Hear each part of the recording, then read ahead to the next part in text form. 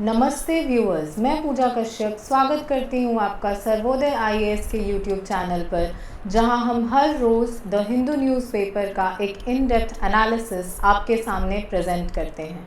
शुरुआत करते हैं हमारी आज की सबसे पहली न्यूज़ से। आज है 21 मई और हमारा सबसे पहला न्यूज़ है helicopter crash kills Iran president and foreign minister. तो कल सुबह करीबन 9 बजे के आसपास इस बात को कंफर्म किया गया कि एक हेलीकॉप्टर क्रैश में ईरान के प्रेसिडेंट इब्राहिम रईसी और उनके foreign minister Hussain Aamir Abdollahian की डेथ हो गई है। तो क्योंकि पहले सर्च ऑपरेशंस जारी थे, परसों रात से ही सर्च ऑपरेशंस हो रहे थे ताकि इनको ढूंढा जा सके, पर ये लोग जब अज़रबैजान से लौट रहे थे वहाँ के एक डैम को इनॉग्रेट करके, आप जानते हैं कि अज़रबैजान जो है वो ईरान का बॉर्डरिंग कंट्री है, तो वहाँ के प्रेसिडेंट के साथ मिल करके, वहाँ के लीडर के साथ मिल करके जो ईरानियन प्रेसिडेंट थे इब्राहिम रईसी, वो एक डैम को इनॉग्रेट कर रहे थे जो बॉर्डर पे लोकेटेड था। आप मुझे होमवर्क में बताएंगे कि ये जो डैम है ये किस नदी पे लोकेटेड है। लेकिन लौटते वक्त इनका जो हेलीकॉप्टर था वो क्रैश कर गया और इन दोनों के साथ साथ और भी कई इम्पॉर्टेंट ऑफिशियल्स की जान चली गई। और इंडिया ने इस बात पे डिक्लेयर किया है कि 21 मई को, यानी कि आज, एक स्टेट मोर्निंग डिक्लेयर किया गया है ईरानियन प्रेसिडेंट के लिए। मोर्निंग क्या होता है? मोर्निंग मतलब शोक। इस दिन जो हमारा नेशनल फ्लैग होता है, जो इम्पोर्टेंट बिल्डिंग्स के ऊपर फहराया जाता है, उसको थोड़ा नीचे रखा जाता है, जो कि शोक को दिखाता है। जब भी किसी इम्पॉर्टेंट पर्सनालिटी की डेथ होती है तब हम ऐसा ऑब्जर्व करते हैं। तो अब आगे है कि एससीओ के फॉरेन मिनिस्टर्स की मीटिंग होने वाली थी। कहाँ? तो अस्ताना, कज़ाकिस्तान में, आज ही के दिन। और सारे फॉरेन मिनिस्टर्स जो थे वो इकट्ठा भी हो गए थे, लेकिन क्योंकि इंडिया में इलेक्शंस चल रहा है तो हमारे फॉरेन मिनिस्टर की जगह एक इम्पॉर्टेंट फॉरेन ऑफिशियल को वहाँ पे भेजा गया था। लेकिन अब क्योंकि ऐसा हुआ कि ईरान के फॉरेन मिनिस्टर की डेथ हो गई है और हम जानते हैं कि एससीओ का एक इम्पॉर्टेंट पार्ट ईरान भी है, तो इस वजह से शायद अब जो ये मिनिस्टर्स की मीटिंग है फॉरेन मिनिस्टर्स की, वो उस तरीके से प्रोसीड ना कर पाए जैसा उसको करना चाहिए था। तो अब ये चीज़ें, इससे ज़्यादा हमारे लिए क्या इम्पॉर्टेंट हो जाता है कि इब्राहिम रईसी के बारे में हम थोड़ा जानें। तो इब्राहिम रईसी जो थे वो अगस्त 5, 2021 को ऑफिस में एंटर करते हैं as the president of Iran. और ये एक हार्ड लाइन क्लेरिक रह चुके हैं पहले। हार्ड लाइन क्लेरिक मतलब कि जो मुस्लिम रिलीजन, इस्लामिक रिलीजन क्लेरिक जो होता है वो, और ये बहुत ही फंडामेंटलिस्ट के तरीके के आदमी थे कि इनके जो बिलीव्स थे वो काफ़ी ऑर्थोडॉक्स थे। तभी आप देखिए कि पिछले कुछ सालों में ईरान में जो है वो बहुत तरीके की चीज़ें हुई। हिजाब को कंपलसरी कर दिया गया, जिसके लिए बहुत सारे प्रोटेस्ट्स भी हुए, प्लस एलजीबीटीक्यू कम्युनिटी के जो रिलेशनशिप्स थे उनको क्रिमिनलाइज किया गया। तो कहीं ना कहीं ये पूरी तरीके से इस्लामिक लॉ को इम्प्लीमेंट करना चाहते थे इब्राहिम रईसी अपनी कंट्री में। तो इनका जो इलेक्शन था that marked a significant moment in Iranian politics due to his conservative stance, जैसा कि मैंने आपको बताया, and close ties with the supreme leader Ayatollah Ali Khamenei. तो अगर आप ईरान के पॉलिटिकल स्ट्रक्चर को थोड़ा डिटेल से पढ़ेंगे तो आपको पता चलेगा कि जैसे प्रेसिडेंट जो होता है उसके भी ऊपर अगर वहाँ कोई अथॉरिटी होती है तो वो सुप्रीम लीडर की होती है। और 1989 से लेकर के अभी तक अयतुल्ला अली खमीनी ही वहाँ के सुप्रीम लीडर हैं।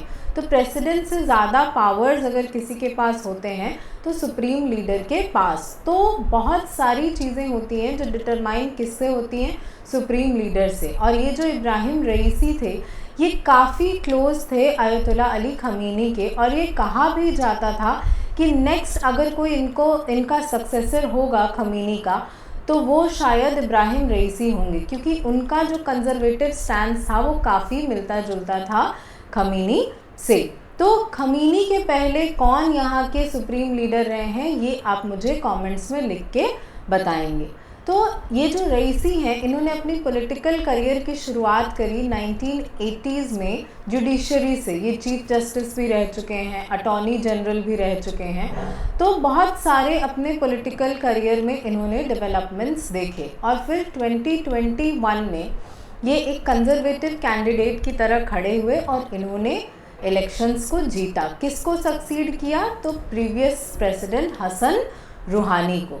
और ये अपने कंजर्वेटिव व्यूज़ के लिए जाने जाते हैं, जैसे स्ट्रिक्ट सोशल पॉलिसीज़ की लड़कियों को पढ़ना अलाउड नहीं होता है, उनको हमेशा हिजाब में रहना चाहिए, या ड्राइविंग अलाउड नहीं होती है, ये सारी चीज़ें। तो जो भी चीज़ें फंडामेंटलिस्ट व्यूज़ जो इस्लाम की हैं वो सारी ये इम्प्लीमेंट करना चाहते थे, ताकि एक नेशनल सॉवरेंटी जो है बनी रहे और वेस्ट का इन्फ्लुएंस ईरान पे कम हो जाए। तभी आप देखिए कि पिछले कुछ टाइम में जब से ये प्रेसिडेंट बने हैं या उसके कुछ टाइम पहले से ही ईरान और वेस्ट में जो फ्रिक्शन था वो काफ़ी ज़्यादा इंक्रीज़ हो गया था।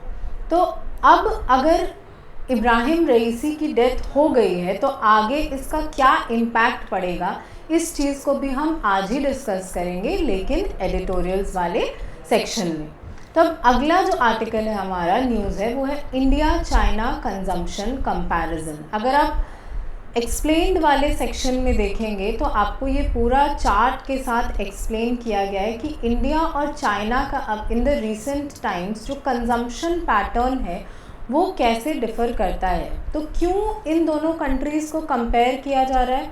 तो पहला रीज़न तो ये है कि दोनों ही काफ़ी हद तक डेवलप्ड कंट्रीज़ हैं। दूसरा, दोनों की पॉपुलेशन जो है वो काफ़ी हद तक सिमिलर है। अगर आपको पता होगा, आप न्यूज़ फॉलो करते हैं, तो इस बात के बारे में आप जानते होंगे कि 2023 में इंडिया ने चाइना को सरपास किया। किस चीज़ में?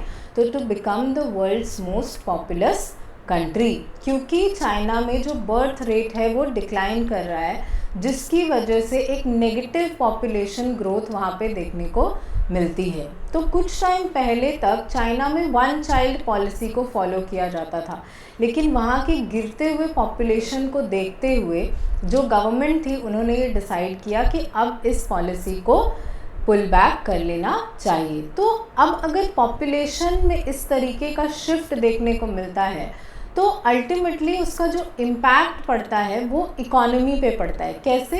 क्योंकि कंजम्पशन जो है वो उससे इम्पैक्ट होता है, क्योंकि अल्टीमेटली कंज्यूम कौन करता है? लोग करते हैं। रिसोर्सेज को कंज्यूम करने वाले लोग होते हैं, और जैसे जैसे पॉपुलेशन इंक्रीज़ होगी वैसे वैसे क्या होगा? तो कंजम्पशन जो है वो भी इंक्रीज़ होगी। तो इंडिया की जो पॉपुलेशन है वो एक्सीड कर चुकी है चाइना की पॉपुलेशन को, और चाइना की जो डिपेंडेंसी रेशियो है वो भी धीरे धीरे बढ़ती जा रही है। क्यों डिपेंडेंसी रेशियो बढ़ती जा रही है? क्योंकि अब नंबर ऑफ़ यंग पीपल जो हैं, डिपेंडेंसी रेशियो क्या होता है कि बच्चे और बूढ़े वही लोग डिपेंडेंट होते हैं, बाकी अर्निंग पॉपुलेशन जो होती है वो तो डिपेंडेंट होती नहीं है।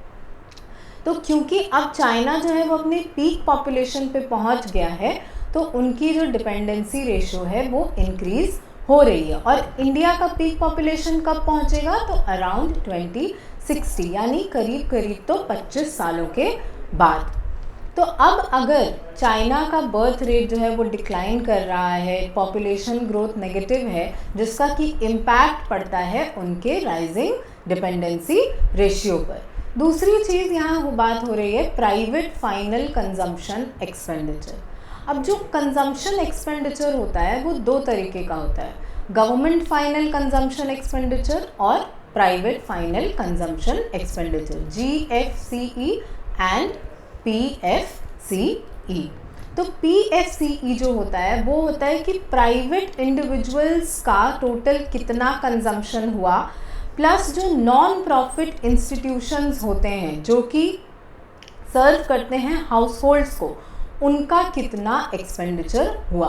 तो ये दोनों मिला करके अल्टीमेटली हमारा कंजम्पशन एक्सपेंडिचर को डिटरमाइन करते हैं। तो अगर हमारी पॉपुलेशन इंक्रीज़ होती है, यानी कि धीरे धीरे करके हमारा जो PFCE है, प्राइवेट फाइनल कंजम्पशन एक्सपेंडिचर है, वो भी इंक्रीज़ होगा। तो यहाँ पे जो कंपैरिजन है वो कुछ ऐसा है कि इंडिया का PFCE जो है वो 58% ऑफ द GDP को कंट्रीब्यूट करता है, वहीं चाइना का जो है वो मात्र 38% कंट्रीब्यूट करता है।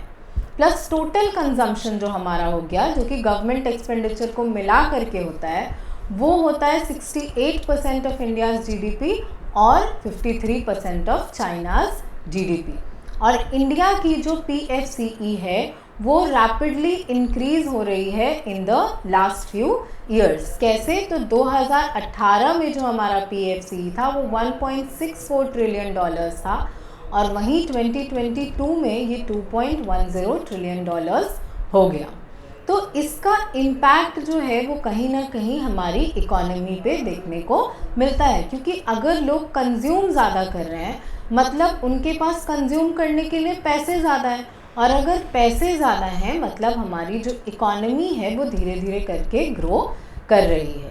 तो चाइना's PFCE despite a recent tick showed a decline in 2022 both in aggregate and per capita terms. कि चाइना का जो PFCE है, प्राइवेट फाइनल कंजम्पशन एक्सपेंडिचर, वो भले ही इंक्रीज़ कर रहा है लेकिन 2022 में डिक्रीज़ हुआ था बोथ एग्रीगेट टर्म्स में और पर कैपिटा टर्म्स में भी। अगला जो कंपैरिजन है हमारा वो है कंजम्पशन पैटर्न पर, कि भले ही चाइना की इकोनॉमी जो है वो इंडियन इकोनॉमी से बड़ी है लेकिन हम उनका जो PFCE यानी प्राइवेट फाइनल कंजम्पशन एक्सपेंडिचर है वो सिर्फ 3.5 टाइम्स बड़ा है इंडिया से, जबकि उनकी GDP को अगर कंपेयर किया जाए तो वो काफ़ी ज़्यादा बड़ा है। जिसका रीज़न क्या है? तो नेगेटिव पॉपुलेशन ग्रोथ। अगला कंपैरिजन यहाँ पे होता है परचेजिंग पावर पैरिटी को लेकर के। तो परचेजिंग पावर पैरिटी क्या होता है? तो एक बास्केट ऑफ गुड्स होता है जो कि दोनों ही कंट्रीज़ में कंपेयर किया जाता है कि इस बास्केट को ख़रीदने के लिए कितने रुपीस खर्च करने पड़ेंगे और सेम बास्केट को चाइना में ख़रीदने के लिए कितना चाइनीज़ करेंसी स्पेंड करना पड़ेगा। तो आप मुझे कमेंट्स में बताएंगे कि चाइना की करेंसी क्या है। तो अगर हम PPP टर्म्स में देखें तो चाइना का जो PFCE है वो सिर्फ 1.5 टाइम्स है इंडिया का, और चाइना का जो जबकि GDP है PPP के टर्म्स में वो 2.5 टाइम्स है इंडिया का। तो जो ये गैप है ये धीरे धीरे करके और नैरो होता जा रहा है। प्लस इंडिया किन चीज़ों में ज़्यादा खर्च करता है? तो फूड, क्लोथिंग, फुटवेयर, ट्रांसपोर्ट, इन सब चीज़ों में ज़्यादा हमें खर्च देखने को मिलता है। तो जो यंगर जनरेशन के लोग होंगे वो इस चीज़ से रिलेट कर पाएंगे कि जो जेन ज़ी खास करके जो लोग हैं वो अच्छा खाना, अच्छा पहनना, फुटवेयर, ट्रांसपोर्ट, ये सारी चीज़ें उन पर वो लोग खर्च ज़्यादा करते हैं। जैसे हमारे मम्मी पापा को आप देखिए या हमारे दादा दादी, ये सब जो लोग थे वो लोग फुटवेयर इन सब चीज़ों पे कम ध्यान देते थे, ज़्यादा शौक नहीं होते थे उनके। लेकिन प्रेजेंट जो जनरेशन है खास करके 1990s के बाद वाली, उनका जो रहने का तरीका है वो अपने लाइफस्टाइल पे भी फोकस करते हैं, जिसकी वजह से जो हमारा कंजम्पशन एक्सपेंडिचर है उसमें कहीं ना कहीं इंक्रीज़ देखने को मिलता है।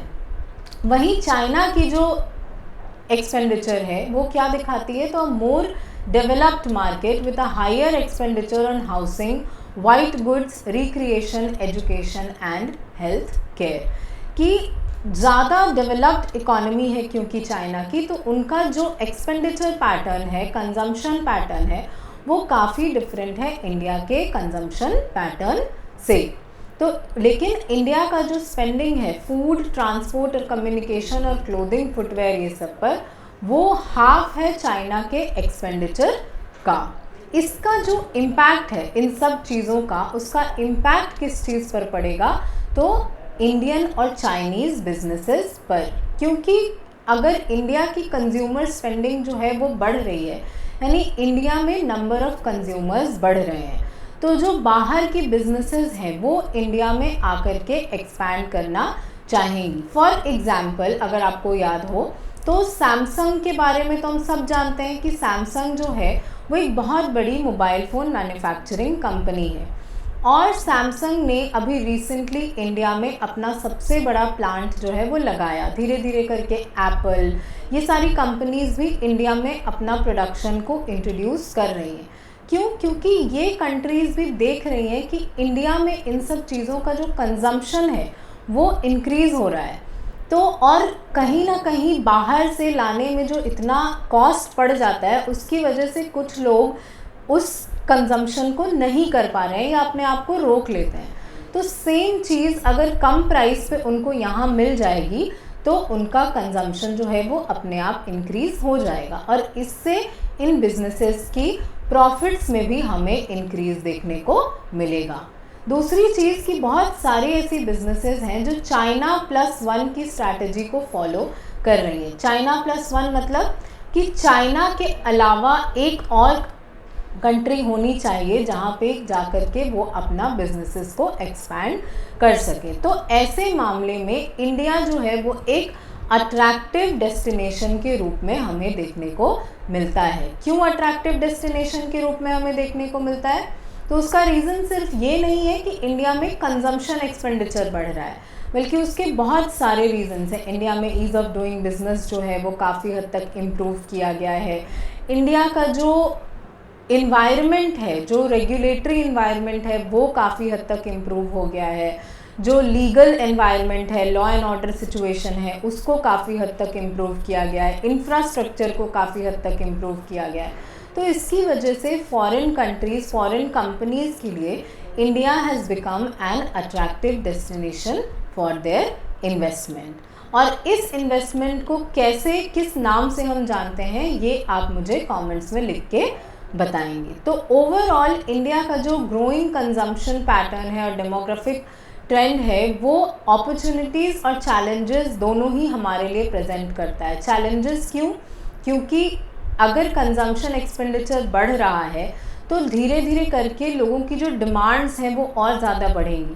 तो डिमांड्स अगर बढ़ेंगी तो क्या हम उन डिमांड्स को फुलफ़िल कर पाएंगे या नहीं, प्लस सप्लाई चैलेंजेस को मीट कर पाएंगे या नहीं, इस चीज़ को ध्यान में रखना होगा।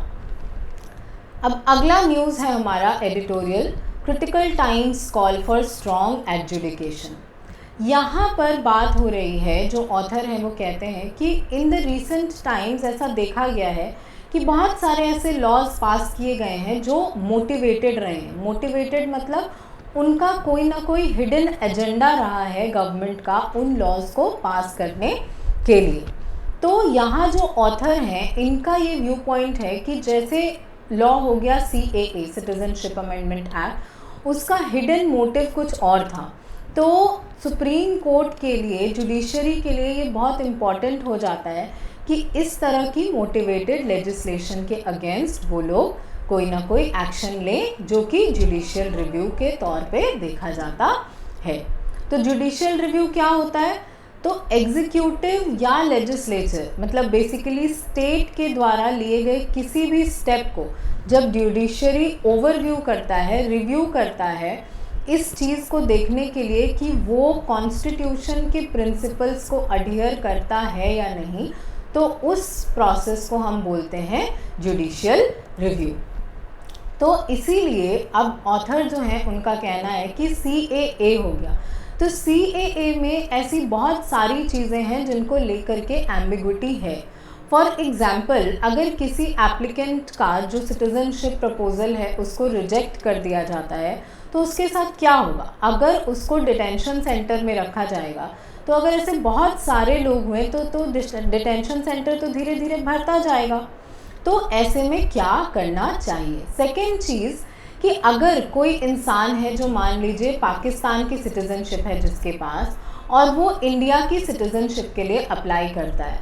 अब हमारा जो कॉन्स्टिट्यूशन है वो डुअल सिटीज़नशिप को अलाउ नहीं करता है। तो अगर डुअल सिटीज़नशिप अलाउड नहीं है और ये इंसान को इंडियन सिटीज़नशिप चाहिए, ये जानते हुए कि इसके पास पाकिस्तान की सिटीज़नशिप ऑलरेडी है, तो क्या यहाँ पे डुअल सिटीज़नशिप की सिचुएशन नहीं क्रिएट हो जाएगी? और अगर हो जाएगी तो इसको ओवरकम करने के लिए हमारे पास क्या तरीके हैं? तो बहुत ज़रूरी है कि सुप्रीम कोर्ट जो है वो सेंटर से इन चीज़ों के रिगार्डिंग क्वेश्चंस पूछे प्लस इसका आंसर्स ले और इस चीज़ को स्टडी करे कि क्या ये जो लॉ है CAA का वो कॉन्स्टिट्यूशनली वैलिड है या नहीं है। आगे हमारे जो ऑथर हैं वो कहते हैं कि जुडिशरी की रिस्पॉन्सिबिलिटी है कि जो अनकॉन्स्टिट्यूशनल लेजिस्लेशंस हैं उनको इंटरडिक्ट करे या उनको इनवैलिड डिक्लेयर करे। इनवैलिड या फिर क्या बोलते हैं उसको, नल एंड वॉइड, कि उसका कोई महत्व नहीं होता है। क्यों? क्योंकि ये जो लॉज हैं ये हमारे कॉन्स्टिट्यूशन के स्पिरिट के अगेंस्ट हैं। कॉन्स्टिट्यूशन के स्पिरिट यानी कि जो चीज़ें भी हमारी basic structure of the constitution का हिस्सा हैं उनके अगेंस्ट हैं। तो ऐसा नहीं है, ऑथर का कहना है कि ऐसा नहीं है कि ये कोई नई चीज़ होगी। जुडिशरी ने ऑलरेडी जुडिशियल रिव्यू को यूज़ करके काफ़ी चीज़ों को जो गलत चीज़ें थी उनको सुधारा है, जिसके कुछ एग्जाम्पल्स उन्होंने दिए हैं, जैसे कि Vivek Narayan Sharma versus Union of India 2023, जिसमें कि constitutionality of the selection process of Election commission of India को क्वेश्चन किया गया था कि पहले जो इलेक्शन कमीशन ऑफ इंडिया की अपॉइंटमेंट का प्रोसेस था उसमें एग्जीक्यूटिव का इन्वॉल्वमेंट बहुत ज़्यादा था। तो उस चीज़ को क्वेश्चन करके सुप्रीम कोर्ट ने एक डिफरेंट कमेटी बनाई थी, लेकिन जो गवर्नमेंट थी उन्होंने पुराने जो तरीका था उसी को फिर से अपहोल्ड किया और नया लॉ पास किया, जिसमें कि कौन कौन इस इलेक्शन कमिश्नर को अपॉइंट करने के लिए रहेंगे, तो prime minister, leader of opposition और एक और कोई leader from the ruling party. तो यहाँ पर कहीं ना कहीं जो ऑथर है उनका कहना है कि जो लेजिस्लेचर है वो अपना हिडन एजेंडा को मीट करने के लिए ऐसी चीज़ें कर रही है। तो कोर्ट की ये रिस्पॉन्सिबिलिटी है कि डेमोक्रेटिक नॉर्म्स को अपहोल्ड करें तथा जो हमारे अपॉइंटमेंट्स और लेजिस्लेटिव प्रोसेसेस हैं ताकि वो सारे ट्रांसपेरेंट रह सकें और जो हमारा लेजिस्लेचर है वो अकाउंटेबल रह सके, किसको, तो हमारी जनता को। तो बहुत ज़रूरी है कि हम एक स्ट्रॉन्ग और इमीडिएट जुडिशियल रिव्यू का प्रोसेस जो है वो हम फॉलो करें, स्पेशली उन लॉज के लिए जो डिस्क्रिमिनेटरी हैं, जैसे कि हमारा CAA वाला लॉ हो गया अकॉर्डिंग टू द ऑथर, या फिर वो लॉज जो फंडामेंटल राइट्स को थ्रेटन करते हों। यहाँ एग्जाम्पल जो ऑथर है उन्होंने दिया है यूनाइटेड स्टेट्स का, जहाँ पर सबसे पहले जुडिशियल रिव्यू का कॉन्सेप्ट जो था वो पॉपुलराइज हुआ था। तो ऑथर का कहना है कि जैसे जुडिशियल रिव्यू जो है वो US में यूज़ होता है, हर एक प्रोसेस में ऑस्टेंसिबली उसको यूज़ किया जाता है, वैसे ही इंडिया में भी यूज़ होना चाहिए। और रिसेंट जो कुछ एग्जाम्पल्स हैं सुप्रीम कोर्ट ने जो लिए हैं, for example Ashoka Kumar Thakur versus Union of India 2007, जब रिजर्वेशन ऑफ 27% कोटा को हायर एजुकेशनल इंस्टीट्यूशंस में OBCs के लिए अपहोल्ड किया गया था। दूसरा राकेश वैष्णव वर्सेस यूनियन ऑफ इंडिया 2021 में सुप्रीम कोर्ट ने फार्म लॉज की जो इम्प्लीमेंटेशन है उन पर स्टे लगाया था। तो ये सब चीज़ें दिखाती हैं कि अल्टीमेटली अगर कुछ इम्पॉर्टेंट है तो वो है रूल ऑफ लॉ, और रूल ऑफ लॉ को अपहोल्ड करने का काम किसका है, तो सुप्रीम कोर्ट का। तो अगर जो हमारा लेजिस्लेचर या एग्जीक्यूटिव जो है वो कुछ ऐसे स्टेप्स ले भी रहा है जो कि कॉन्स्टिट्यूशन के अगेंस्ट हैं, तो court has to take the step और ताकि वो चीज़ें कम हो सकें। अब आ जाते हैं हमारे नेक्स्ट एडिटोरियल पर। तो आगे ऑथर यही, इससे पहले मैं बता दूं कि आगे ऑथर यही कहते हैं कि ये जो क्रिटिकल टाइम्स अभी हमारे चल रहे हैं इसमें कोर्ट्स को एक फर्म स्टैंड लेने की ज़रूरत है, ताकि कुछ जो पॉपुलिस्ट पॉलिसीज़ जो गवर्नमेंट या कोई पार्टीज़ जो फॉलो करती हैं वो हमारे कॉन्स्टिट्यूशनल डेमोक्रेसी को थ्रेटन ना कर सकें। ठीक है, समझ आ गया आप सबको। अब आते हैं हमारे नेक्स्ट या फिर लास्ट आर्टिकल पर, जो है डेथ ऑफ अ प्रेसिडेंट, और ये है कि इब्राहिम रईसी की जो डेथ हुई उसका क्या इम्पैक्ट होगा इंडिया पर, पूरे वर्ल्ड पर, ईरान पर, इस चीज़ के बारे में। तो अगर हम ईरान पे इसके इम्पैक्ट को समझें तो ईरान जो है वो कुछ ज़्यादा बड़ा चेंज हमें देखने को नहीं मिलेगा, क्योंकि यहाँ पर मैंने आपको पहले ही आर्टिकल में बताया कि जो अल्टीमेट पावर सोर्स है ईरान में वो होता है सुप्रीम लीडर, और सुप्रीम लीडर के उसके बिना, के इजाज़त के बिना किसी को भी अभी प्रेसिडेंट नहीं बनाया जा सकता है, या यहाँ का प्रेसिडेंट नहीं बनाया जा सकता है। और अभी रूल्स के हिसाब से ईरान में अगले 50 दिनों के अंदर, क्योंकि एक सिटिंग प्रेसिडेंट की डेथ हुई है, तो अगले 50 दिनों के अंदर इलेक्शन करवा करके एक नए प्रेसिडेंट को अपॉइंट करने की ज़रूरत है। तो बहुत, क्योंकि यहाँ पे जो अल्टीमेट पावर है वो सुप्रीम लीडर की है, और वो कौन है? खमीनी, और उनका स्टैंस कैसा है? तो कंजर्वेटिव। तो कोई ऐसा लीडर जो कि नॉन कंजर्वेटिव हो, उसके अपॉइंटमेंट के चांसेस बिल्कुल ना के बराबर हैं। क्यों? क्योंकि जो अल्टीमेट डिसीजन मेकिंग अथॉरिटी है वो होता है सुप्रीम लीडर।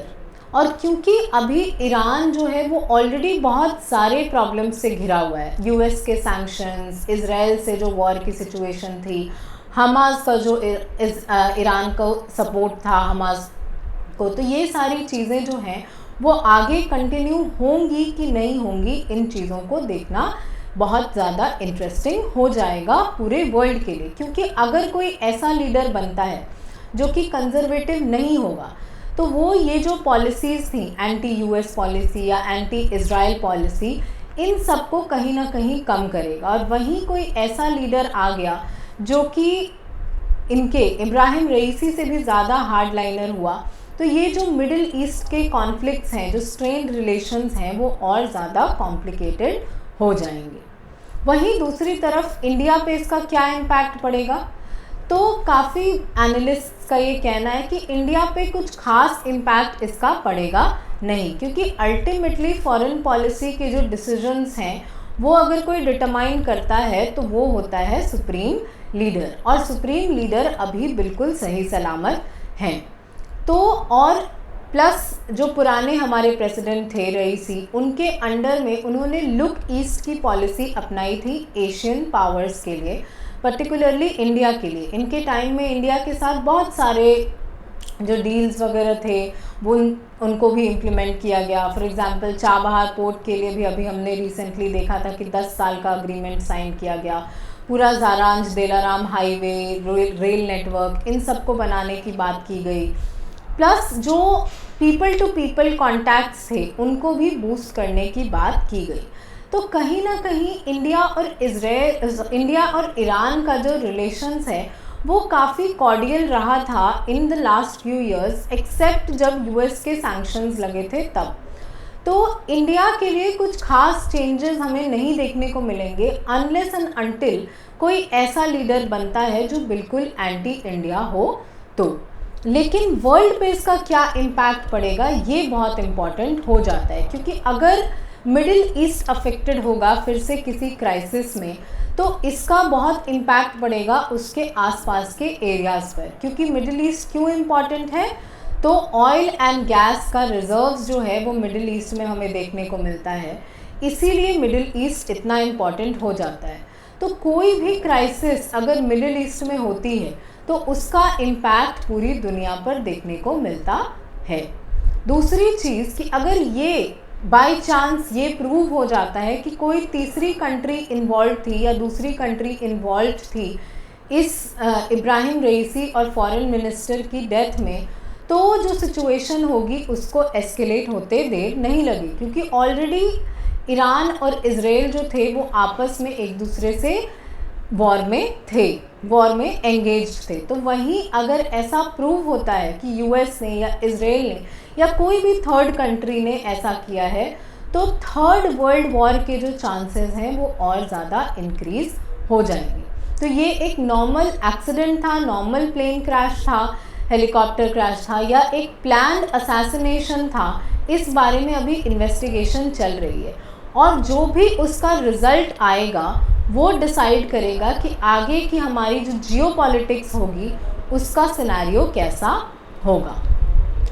तो बस आज के लिए इतना ही। अगर आपको इस वीडियो का पीडीएफ चाहिए तो नीचे दिए गए लिंक में से टेलीग्राम चैनल को ज्वाइन करिए और आपको इसका पीडीएफ वहाँ मिल जाएगा। दैट्स ऑल, थैंक यू, जय हिंद।